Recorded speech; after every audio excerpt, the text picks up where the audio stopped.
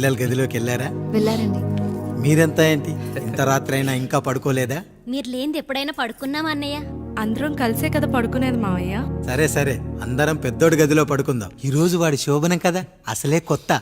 పక్కనుంటే ధైర్యంగా ఉంటుంది. పక్క నుండి దగ్గరుండి జరిపిద్దాం, పదండి.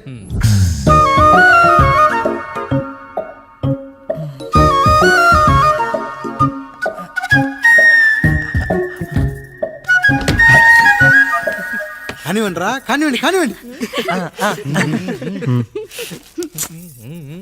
మీరేం మావయ్య ఇక్కడ పడుకుంటున్నారు? అదేంటమ్మా పెద్దోడా, చెప్పలేదా? మేమంతా కలిసే పడుకుంటామమ్మా. నువ్వు మాతో పాటే. అవును భార్గవి. మీరు ఊరుకోండి. మీరు ఇక్కడ పడుకోవడం నాకు ఇష్టం లేదు మావయ్య.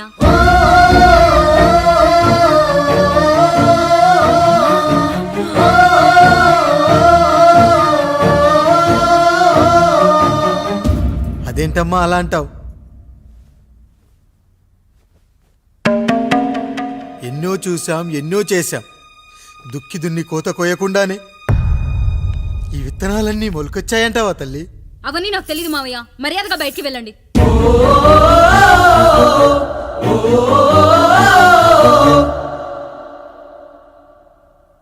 కనీసం ఆ మూలనైనా పడుకుంటామమ్మా. నువ్వైనా చెప్పరా పెద్దోడా? అంటే తను ఇబ్బంది పడుతుంది కదా నాన్న.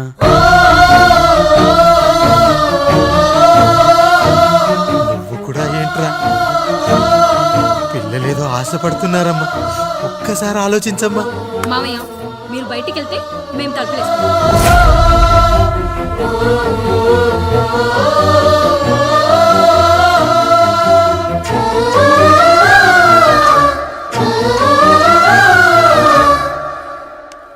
వేసుకోండి అమ్మా, వేసుకోండి.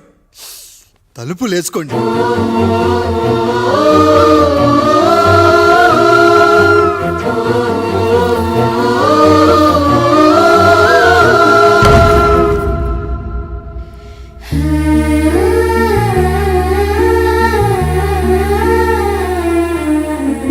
నాయుడు, బిడ్డలు జాగ్రత్త. ఈ రోజు నుంచి వీళ్ళంతా నీ తమ్ముళ్ళు చెల్లెళ్ళు కాదు, నీ బిడ్డలు.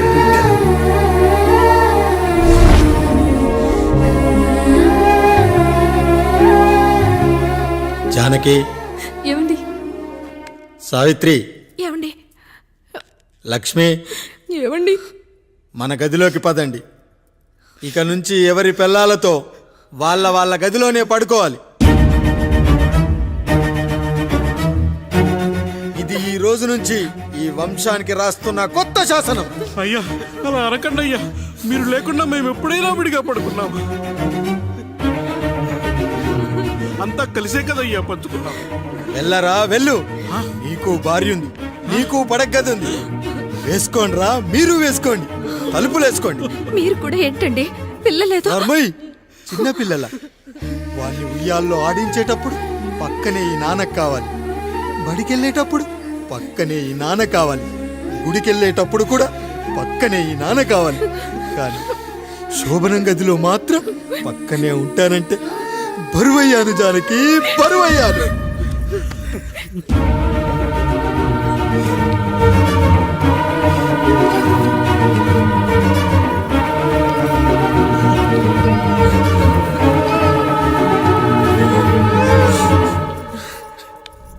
ఏంటండి ఇంకా అదే ఆలోచిస్తున్నారా?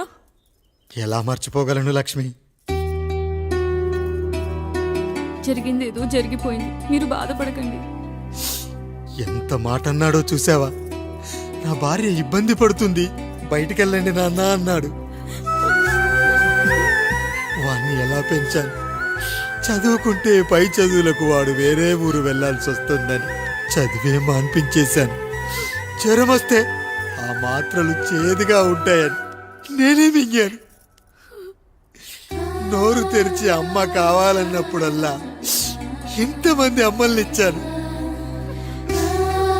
నాన్న అన్న ప్రతిసారి నాన్నల్ని ఇవ్వలేకపోయానని వాడికి నా మీద కోపమో ఏమో జానకి.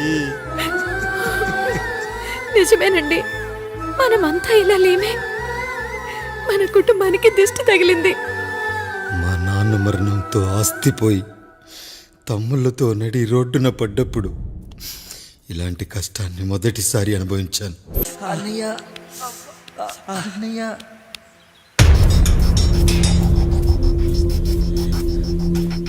అయ్యా అయ్యా ఏంట్రా? రోడ్డు మీద కాలు కాలుతున్నా సరే తమ్ముళ్ళు చెప్పులు లేకుండా నడుస్తున్నారయ్యా, చెప్పులు లేకుండా నడుస్తున్నారయ్యా.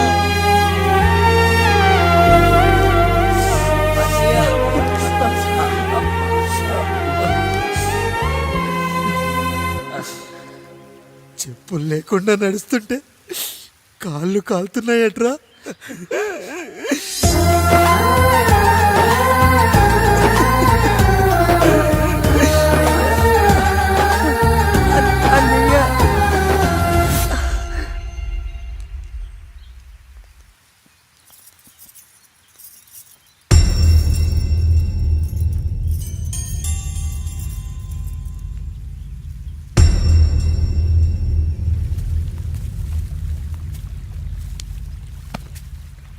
ఏరా కాముడు, అయ్యా బాధపడుతున్నావా? పెళ్ళేమైనా చేయమంటావా? వద్దులేండి అయ్యా, నాకు ఇది ఉందిగా చాలు, దీంతో నేను ఎలాగోలా సరిపెట్టుకుంటాను. దీనితో పాటు జీవితంలో నీకు ఓ తోడు కావాలి. రే గంటోడా, అయ్యా ఇక నుంచి కష్టాల్లో సుఖాల్లో వీడికి అన్నీ నువ్వేరా. మీరు శాసించాక నేను వేరే ఏదైనా ఆశించగలనా పెద్దయ్యా?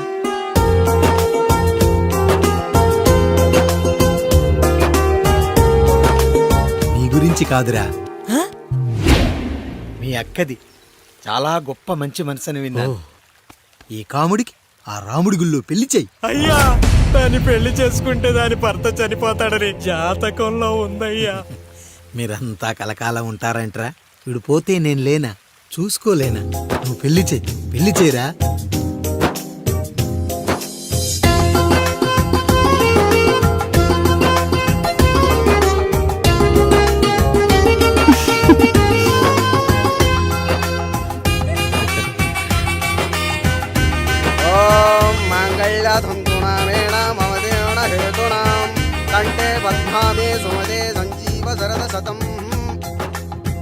అయ్యా, ఏంట్రా? మీ చేత్తో నాకు దొంగగా జీవితాన్ని ఇచ్చారు, ఇప్పుడు ఒక భర్తగా భార్యనిచ్చారు. అదే బంగారు చేత్తో ఒక్క ముడివేసి పెట్టండి అయ్యా, మీ నీడను మేము చల్లగా ఉంటాం. రెట్టలకు పిట్టై లోలోనే దాచే అందం, మట్టలకు చెట్టై పట్టుంచే సంబంధం, చుట్టలకు పిట్టై దాచుంచే ఓ సుమగంధం, గట్టుపై తొట్టై నీరిచ్చే అనుబంధం, సిగలో చుండ్రల్లే లోతైనది బంధం, దులిపే బలమున్నా అది రాలిపోని నేటి సంబంధం. ఏంటి బుజ్జి, ఏమైంది? పండు, నీకు పెళ్లి చేసిన మరుక్షణం నీ భర్త చనిపోతాడని జాతకంలో ఉంటే ఆయన నన్ను నీకిచ్చి పెళ్లి చేశారు. నేను పోతే నా భార్య పరిస్థితి ఏంటయ్యా అని అడిగితే నేను లేనారా అన్నారు. ఆయన చేసిన త్యాగం మామూలు త్యాగం కాదు. ఒకవేళ పొరపాటున నాకేమైనా జరిగితే? అయ్యయ్యో, అంత మాట అనకండి. మీరు వేరే చెప్పాలా?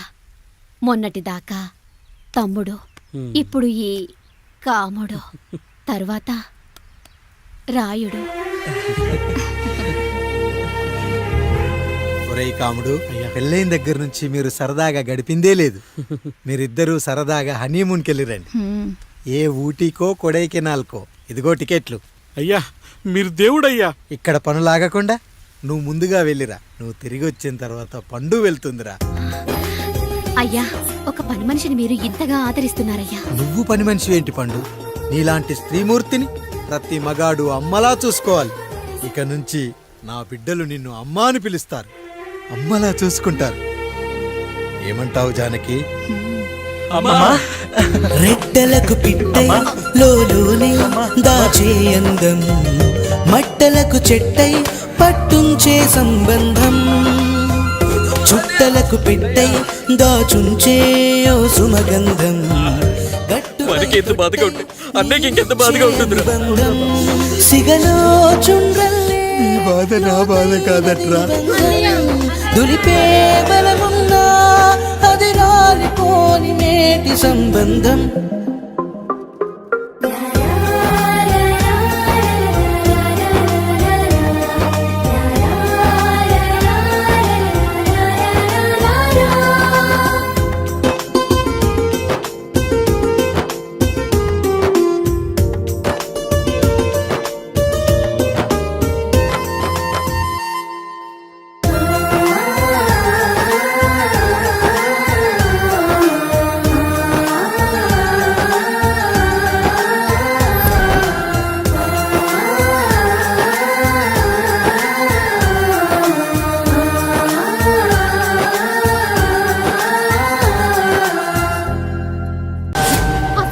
తండ్రి ఎవరో నీకు తెలుసా? తెలుసా? ఇదిగో ఈ కాముడేరా నీ తండ్రి. గేదె నల్లగా ఉన్నంత మాత్రాన పాలు తెల్లగా ఎలా ఉన్నాయనే కదరా నీ ప్రశ్న. దానికి సమాధానం చెప్పాలంటే ఒక వర్షం కురిసిన రాత్రి నేను 9వ నెల బాలింతగా ఉన్నప్పుడు. పండు పండు ఇదిగో. ఏమిటండి ఇది?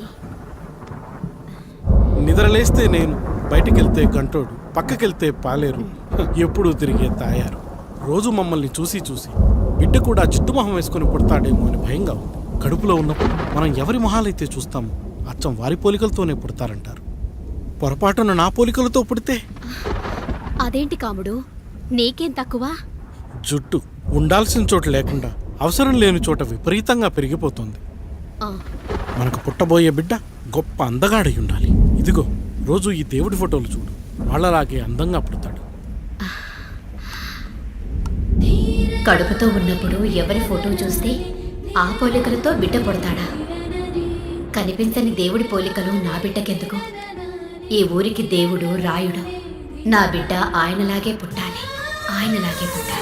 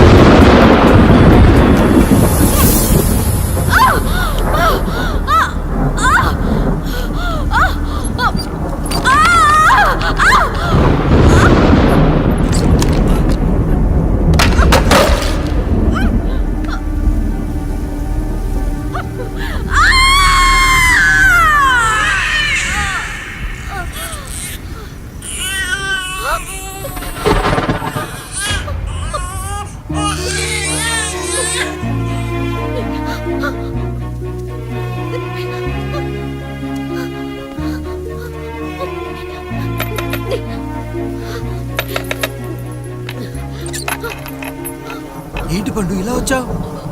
అయ్యా, తప్పు జరిగిపోయింది పెద్దయ్యా. ఏం జరిగింది? అసలే నువ్వు ఒట్టి మనిషి కూడా కాదు.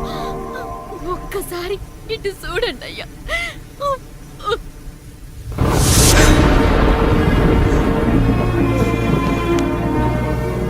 వీడేంటి అచ్చం నాలా ఉన్నాడు? అసలేంటి, ఎందుకు ఇలా జరిగింది? నువ్వు ఎప్పుడైనా చీకట్లో పంపు సైడ్ దగ్గరికి వచ్చావా? మరి అమలాపురంలో శివాలయం దగ్గర రత్నాలు నీకేమైనా అమ్మవుతుందా? లేదు. పిఠాపురంలో పద్మ, రామాపురంలో లక్ష్మి, కాకినాడలో సుజాత. అయ్యో దేవుడా, అయ్యా, అసలు ఇదంతా ఎలా జరిగింది పండు?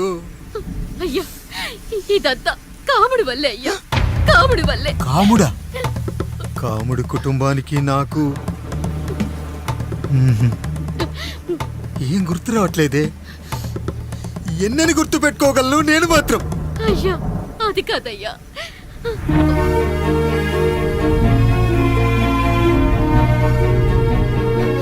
అలా రోజు మీ ఫోటో చూసి చూసి అచ్చం మీలాగే పుట్టాడు. అయ్యో, నా పోలికతో బిడ్డ కావాలనుకోవడం ఏంటి పండు? నువ్విలా చేయడం ఏంటి పండు? పోలికల కోసం ఫోటోలు ఎందుకు చూసావు పండు? అందుకే కదయ్యా ముందు ఆ డైలాగ్ చెప్పాను, తప్పు జరిగిందని. ఇప్పుడు ఏం చెయ్యాలయ్యా? స్వచ్ఛమైన మన ప్రేమను ఈ పాడులోకం అర్థం చేసుకోదు. కనీసం మీ ఇద్దరి జీవితం బాగున్నా ఆనందపడేవాడి. వీణ్ణి ఇక్కడ ఉంచొద్దు పండు, బయటికి పంపించు. బయటికి పంపించి బాగా చదివించు, గొప్పవాణ్ణి చెయ్యి. వీడికి అయ్యే ఖర్చంతా నేనే భరిస్తా. అవసరమైతే ఆ డబ్బు కాముడి జీతంలో వచ్చేద్దాం. అయ్యా, వెళ్లే ముందు వీడికొక పేరు పెట్టండి అయ్యా. వీడు ఇంకో రాయుడు, అంటే ఇంగ్లీష్లో అండ్ రాయుడు, అండ్ రాయుడు.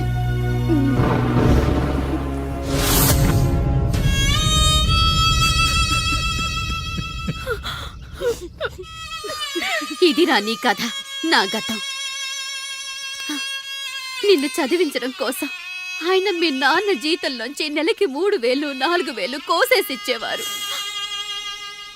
అప్పుడు ఆయన పడిన బాధ పగవాడు కూడా పడకూడదు. చూసావారా, దేవుడి లాంటి పెద్దయ్యని అనవసరంగా అనుమానించడం ఎంత పెద్ద తప్పు చేసావో అర్థమైందా? ఒకడు నిమ్మకాయ పెట్టి పసుపు వేసి ఉప్పు కలిపి పులిహోర చేయొచ్చు, కానీ ఆ పులిహోర ఎప్పటికీ దేవుడి ప్రసాదం. నువ్వు ఆ దేవుడి ప్రసాదం. ఇక ఆయనే మీ నాన్న. చూసావా అమ్మా, ఈ రోజు నుంచి నాకు 3 అమ్మలు 2 నాన్నలు. నీకు మాత్రం ఒక్కడే భర్త, నాన్నకు మాత్రం ఒక్కటే భార్య.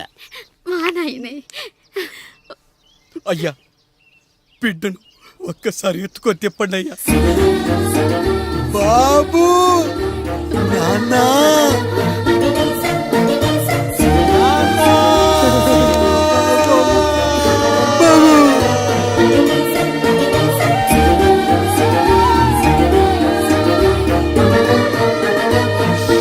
నన్ను క్షమించు నాన్న. ఇప్పటికైనా నిజం అర్థం చేసుకున్నావు. అది నాకు చాలురా, చాలు. చాలదు నాన్న. నిన్ను ఏలెత్తి చూపిన జనంతో చెయ్యెత్తి దండం పెట్టించాలి. అన్నయ్య కంటే ఆస్తి ముఖ్యమనుకున్న మన కుటుంబానికి గుణపాఠం నేర్పించాలి. ఇక నాకు వదిలే నాన్న, నేను చూసుకుంటా.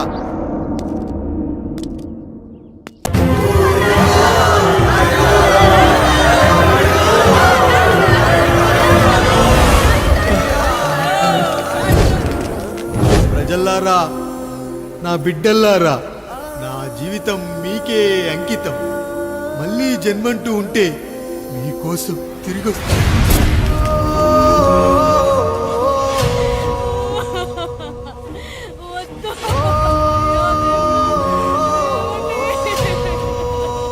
వద్దయ్యా, వద్దు, వద్దయ్యా, వద్దయ్యా.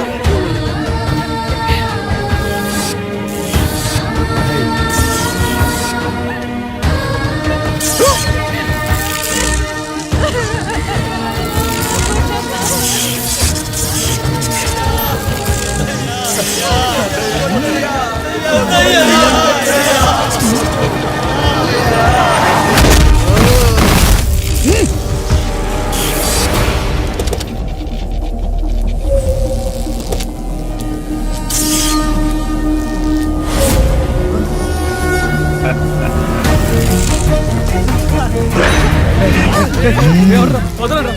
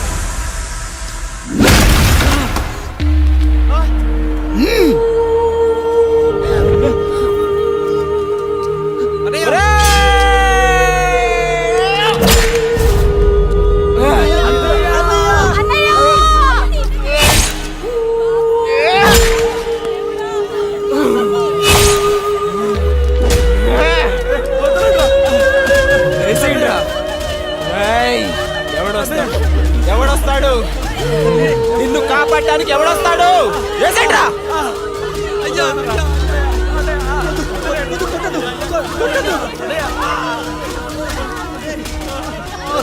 కష్టం వస్తే ఒక్కసారి నాన్న అని పిలవరా, ఆ సమాధిలోంచైనా లేచొస్తా.